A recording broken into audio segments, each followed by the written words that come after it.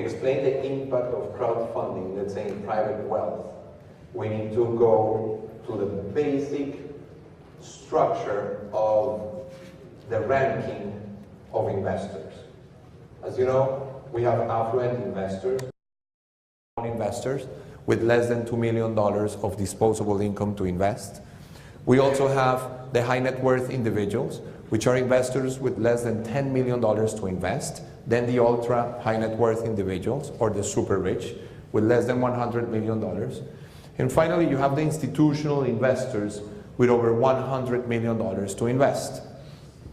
We want to focus on the smaller guys, on the affluent investors, the ones with less than $2 million to invest. These investors have been capped at 6% return for some years now. And they were sold on the premise that they would have low returns, but that they will also be exposed to low risks. And that didn't happen. They faced huge risks, and they still had low returns. So they grew tired of it. They are basically sitting in cash. They have invested in bonds in emerging markets particularly. They have been exposed to the volatility of the stock market. And in general, if you think about it, you could argue that there is a point here or a point there, but these guys have not had access to anything but a 6% return. So that led to basically disappointment because of the lack of return. So they are looking for something else. They want to see something different. They want to control their investment decisions in a better fashion. Obviously they want the return, but in addition to that, they also want transparency. But in terms of seeing through the asset that they are going to be investing in, they want to know who is handling their money. They want to know where their money is going to be. They want full disclosure. They want to know the fees that the sponsor is going to be making. And most importantly, they want control. Because as one investor told me the other day, listen, if I was sitting on cash, taking the risks that I was taking, and getting no return, I'm better off now at taking some risks, you know, and see if I still can make a little money above, you know, the 6%, you know, that I was promised, you know, that in the end ended up being probably 4% in that particular case. So they want something different. What they really want is less Wall Street and more Main Street. But there they hit another huge problem. The problem is that if you want to go to Main Street and you don't want to go through the traditional funds and you want to invest in companies, you cannot invest anywhere with $2 million. What company can you in private equity buy with $2 million or less? It's impossible, so they have no option there. And in real estate, aside from a few commercial deals that are less than $2 million, there's little access as well to real assets. So they are secluded to buy the typical apartments. Apartment that you buy with the purpose of renting it. The problem is that we have not finalized, you know, the bidding of the last cycle when we're well into another bubble already. You know, people seem to forget that the value of an asset depends on the cash flow that asset generates, period. You know, that didn't change. And that's the lesson that we should have learned in the previous crisis. Apparently we have not.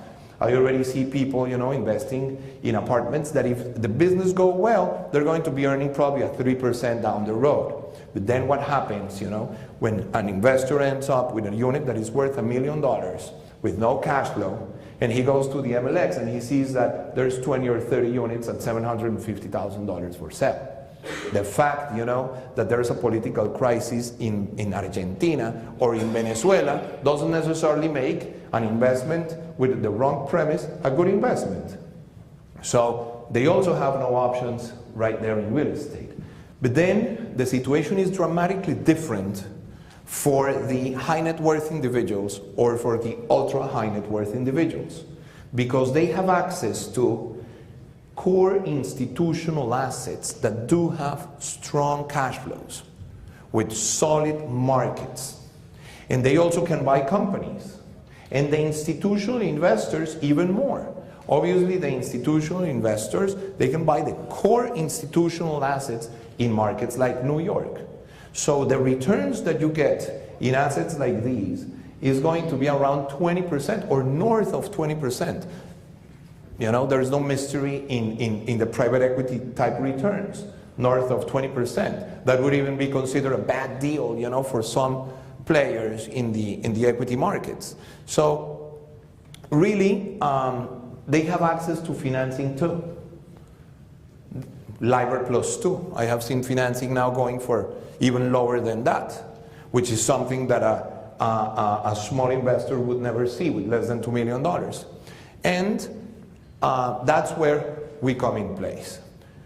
What you see at the very core is that the premise of traditional wealth management, where the correlation between returns and the amount of disposable income that one investor has determines, you know, the play.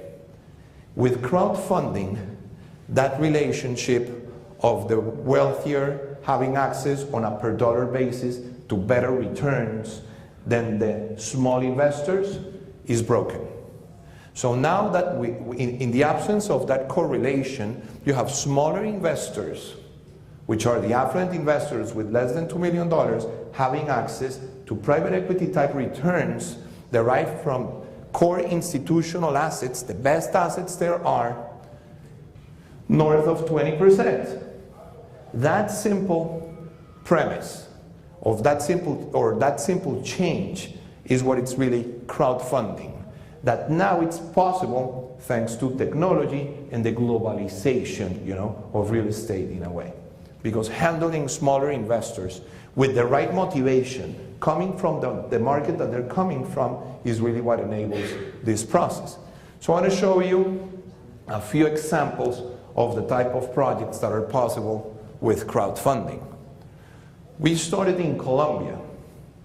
In Colombia we have a project that is called Aeropuerto Business Hub. It's an office building where we not only took upon the challenge of crowdfunding it, but also crowdsourcing the design of it. The crowd is so interested in participating that they're helping us define the design of the project itself. And in the process of doing so, they're getting to know the project. And then they get motivated in investing in the project. So by now, we have, again, more than 80 proposals from 16 countries from all over the world and over 26,000 people exchanging ideas as to what they would like to see and what they wouldn't like to see.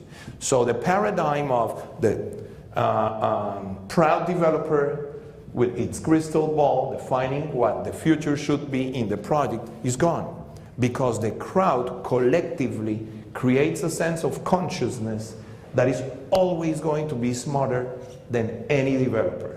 And I should say that probably, including myself, all of us together. So if you listen to the crowd, you will know exactly what they want to see in terms of the product, and then they will put the money and invest in it.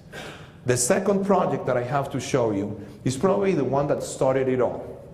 In Colombia, where I'm from, I live in New York, but I'm originally Colombian, you have a project that basically, where we raised over $200 million. In less than 2 years, with 3,500 investors from Colombia and Venezuela, because in Colombia that's the market. You know, no one from other countries necessarily buys there. But why is that we did this project? In Bogota, 10 million people, 1.7 million people work in downtown. And they commute all over the city, over an hour in the morning and over an hour in the afternoon, going to their homes. Everybody should be living downtown. Vertical densification is the way to go. We all know about it. There has been a number of studies and urbanistic plans telling us go vertical, but no one could before, because you need $60 million in equity to do a $300 million building and $240 million in traditional financing, let's say at 9% in pesos. Who's going to take that risk? So there has not been one single skyscraper in Colombia with such a demand in over 40, 35, 36 years, really. So with crowdfunding, we tested the model, and we raised, as I was telling you, over $200 million, making possible the first skyscraper in Colombia.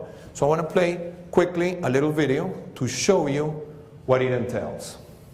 The Eiffel Tower was financed by Gustave Eiffel, the Empire State by John Jacob Rascov and Pierre Dupont, and the Burj Khalifa, currently the tallest skyscraper, was financed by the Sheikh Mohammed bin Rashid Al Maktoum. And the people who are funding the tallest building in Colombia are they, thousands of Colombians who believed in a way to make history in their city without depending on major corporations. Rather than an advertising campaign, we created a way to turn something that was not a product into one, a 66-story skyscraper, by dividing the skyscraper into thousands of identical parts called vidis.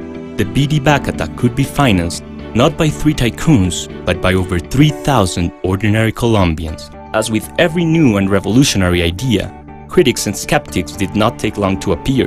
However, we offered the public the greatest possible amount of information in every channel within our reach to explain everyone how any regular person may become a famous investor. The campaign covered television,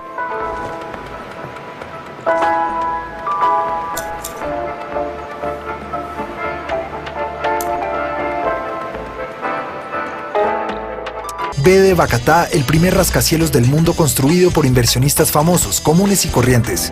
press, magazines, digital media, and because it is a skyscraper financed by regular Colombians, it created quite a buzz. Free advertising spots in articles, news, and magazines. Over 50,000 unique visitors per month in our online campaign, and millions of Colombians exposed to the message. Over 3,000 Colombians are now BD Bacata investors. 255,000 million Colombian pesos were collected to finance the building. In 2014, welcome to BD Bacata, the biggest product in the world. So then, after this project, we were interested in seeing how we could apply crowdfunding to not only core institutional assets, with great cash flows, but also that would have an impact, or that were traditionally not financeable by typical equity players. And we came up with, our partners in Colombia, with the concept of Bogotá District, that I will explain quickly to illustrate how crowdfunding can push forward different things. In Colombia, the middle class is growing huge, as we all know. And the plastic artists, particularly the contemporary artists of the province, they don't have means of living or how to get in touch with private art collectors or even with galleries. So we found a spot, a very well located spot in Colombia, in Bogotá in particular, with low housing, houses that are probably 2-story high.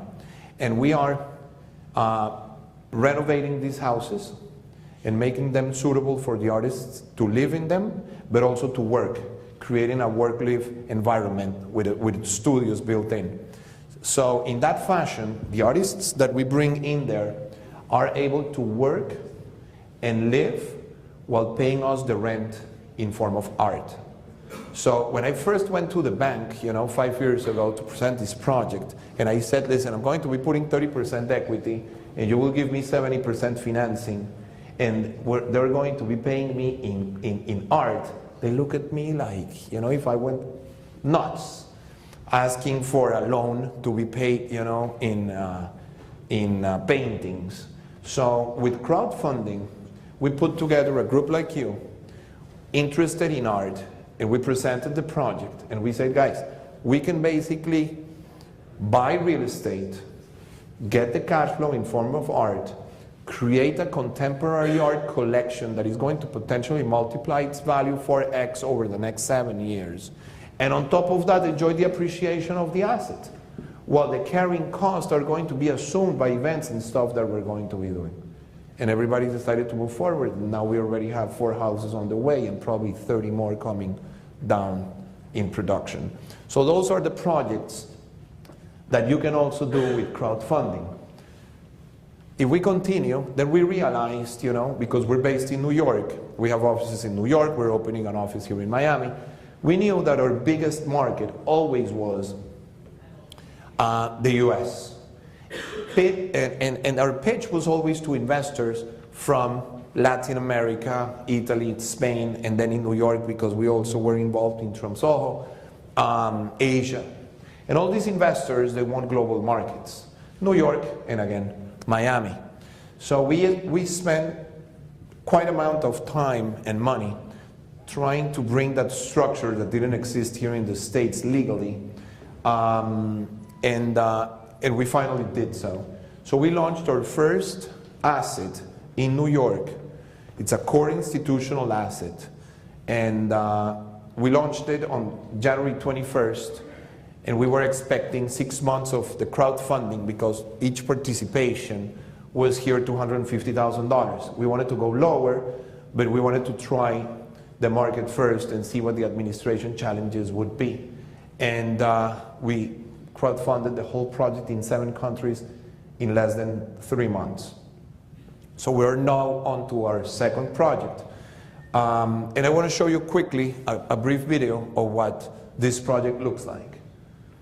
Hola, soy Marcela Carvajal y hoy quiero presentarles The William, el extended stay del World Trade Center en Nueva York. La oferta inmobiliaria en Manhattan es limitada porque es una isla. Esto ha hecho que sus diferentes áreas se vengan renovando de norte a sur, iniciando en el Upper East y en el Upper West, pasando por Midtown llegando a Soho, el Meatpacking District y Tribeca. Cada una de estas áreas ha visto incrementos históricos sustanciales en los precios de las propiedades. Ahora es el turno del Financial District. De los 50 millones de viajeros que llegan a Nueva York, se estima que entre el 30 y el 50% vienen repetidas veces al año, muchos de ellos por trabajo. La construcción del nuevo World Trade Center, en reemplazo de las Torres Gemelas, en pleno distrito financiero, traerá más de 80.000 empleados de multinacionales a sus 7 torres. Hay 379 compañías que se han mudado de Midtown al sur de Manhattan. Por esa razón, se esperan adicionalmente otros 20.000 empleados en el área. Fulton Station, ubicada a tan solo 2 cuadras del nuevo World Trade Center, será el tercer centro de transporte más grande de Manhattan, después de Grand Central y Penn Station, y se esperan más de 300.000 usuarios cada día.